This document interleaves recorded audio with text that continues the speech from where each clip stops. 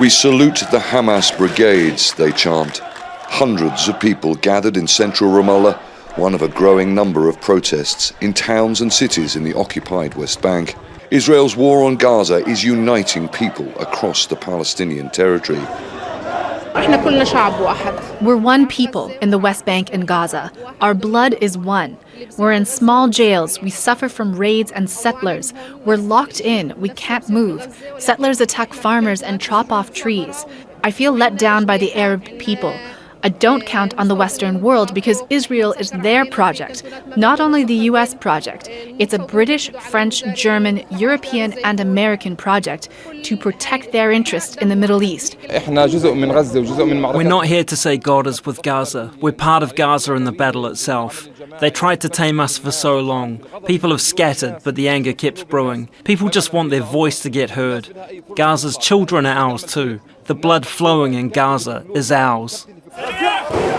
Palestinian security forces struggled to disperse hundreds of protesters on Tuesday night. Fires were lit across Ramallah, tear gas and live fire into the air, believed to be from Palestinian gunmen supporting the demonstrators. They were demanding that Palestinian President Mahmoud Abbas return from the Jordanian capital Amman immediately, where he was scheduled to meet US President Joe Biden. They accused the Palestinian leader of not doing enough to protect the people of Gaza from Israel's onslaught. Enough international diplomacy, they said. It never works.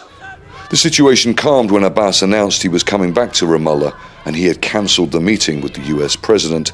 But as the horrific pictures of Israel's attack of a hospital in Gaza, which killed nearly 500 people, sank in, protests continued Wednesday in Hebron, where youths hurled rocks and burnt tires, chanting, "With our souls and blood we sacrifice ourselves for Al-Aqsa." These are not just massacres. This is a genocide. They want to annihilate the Palestinian people, not just Gaza. We know we'll be next. There were also protests in Beit Laham. We call for an immediate ceasefire. We call the world to have passage for humanitarian aid, and we call for a just peace so that Palestinians can have their freedom and their independence and their self-determination.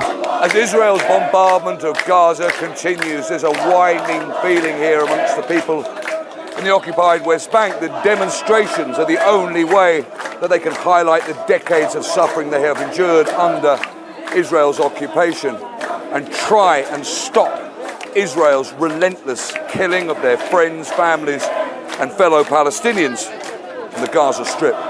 Stratford, Al Jazeera, Ramallah. Make sure to subscribe to our channel to get the latest news from Al Jazeera.